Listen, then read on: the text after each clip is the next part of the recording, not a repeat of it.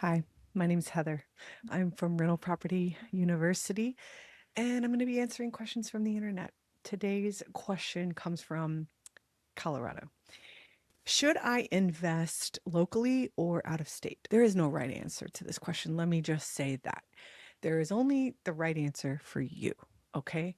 It's very specific. Here's some questions I would ask you if I were coaching you. So answer these questions for yourself. What kind of landlord do you want to be? I find that people that invest locally, if they can, which we'll get to that in a second, they want to be more in control. They want to have a more hands on investment. They don't want to outsource as much. Maybe they're going to be the handy woman person, man. Maybe they're going to be they want to drive by the property. Maybe they want to do annual or semi-annual property checks on the property, and maybe they want to show the property to potential tenants, or even if they want a property manager involved, maybe they want to handle more of repairs and leasing and make ready.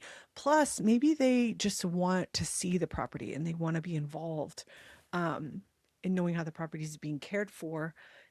So they are more apt to be that type of investor. That's not wrong. That's one pathway.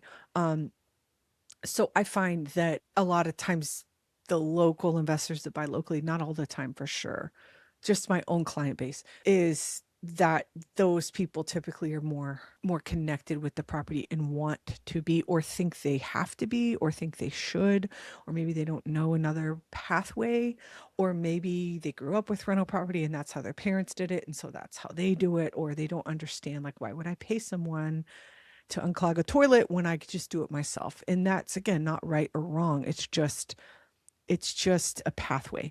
The other side of the coin on that is the people that don't want a hands-on relationship. And they look at it truly as an investment. So for example, when you invest in the stock market and you're going to invest in Dell Computers, are you going to drive to Austin to the headquarters and get a headquarter tour and walk the premises and meet the employees and shake their hands and read the biography of the owner, Michael Dell, and do all those things? Probably not. You're just going to make the investment because you got enough information. Sometimes people think houses are different, and they're more hands-on, they're more tangible, of course, than a stock. I'm not saying it's exactly the same thing, but it is in the category of investment. There's only so many investment verticals, and real estate is one of them. And so it happens to be this tangible thing that people can relate to because everybody lives in a house or some kind of dwelling, and they think it has to be this hands-on experience, and it doesn't. Now, I will say it's never, ever, ever, ever, ever, ever going to be a passive investment, a fully passive investment, like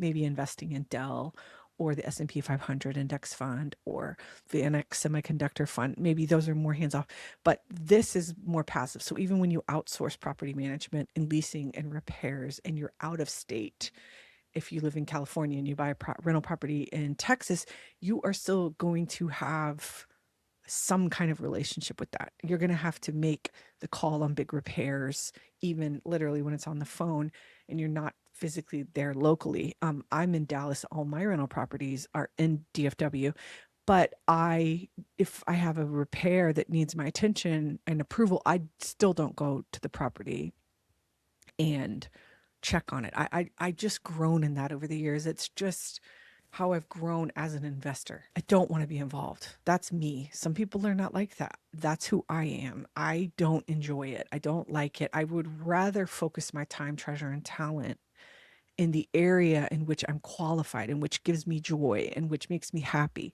I'm not saying you can do that if you're 22 and you're just starting out, or 32 or 42 even. I understand some of it depends on your financial situation, what you feel you have to be involved in and what you don't. But I just find older I get and the wiser I get, hopefully. Yes, absolutely.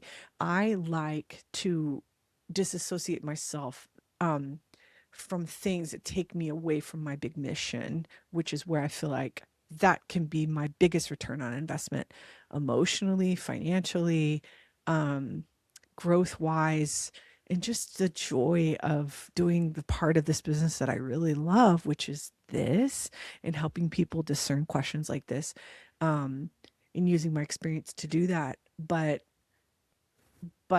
Yeah, so it's like, what kind of landlord do you want to be? Do you want to be more hands-on? Typically, that's local. Not always. Sometimes, again, I'm an example of less involved in local investor. And then if you really want to be an outsource person, you could buy out of state, but there's no wrong answer. I've had many, many, many, many, many clients that have never even been to this market and they have bought multiple properties, at least one, but many of them multiple, and I've never even met them. I couldn't pick them out of a lineup.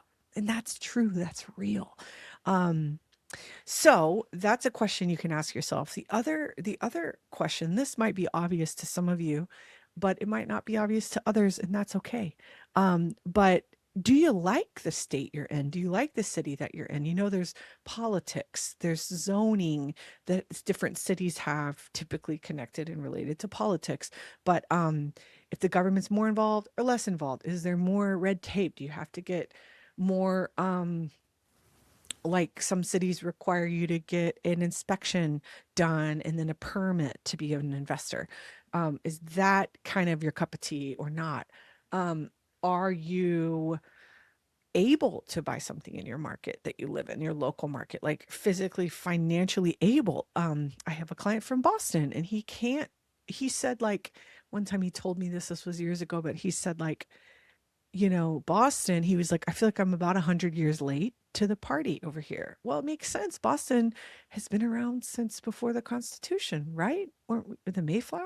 Did that come to Boston? So what is that, 1600s? Well, when did DFW get formed, as a city? And more importantly, when did it really start to populate, you know?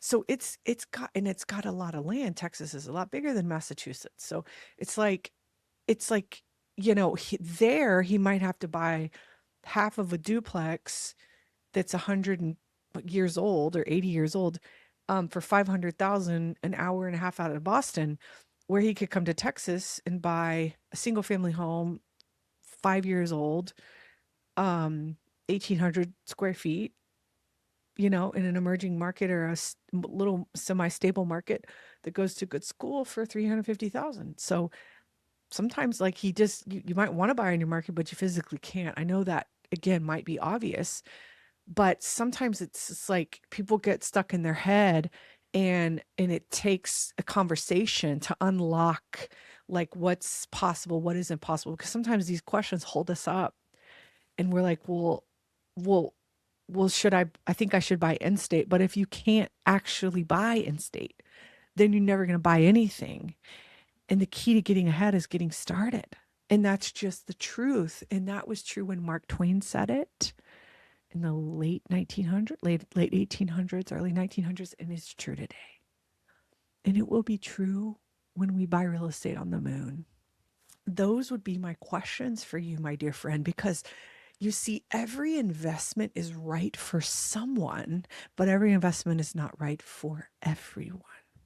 And so this question is one of those examples that has an answer that would be different for every single person. So I just want to give confidence in you that once you make a decision, when you are willing and able, and then you execute, that you stand by that decision and you don't have double mindedness and you don't go back and forth and you don't compare yourself and you don't hear a podcast from so and so and say, oh, I was wrong and I made a wrong decision. I didn't do it right. No, you made the best decision you could with the most information you had at the time in your life when you made it, and you stand in alignment with that decision. You stand by that decision. You stand by yourself. So thank you for listening. I hope this helped you in Colorado and wherever you are listening. Have a great day. We'll see you later. Bye.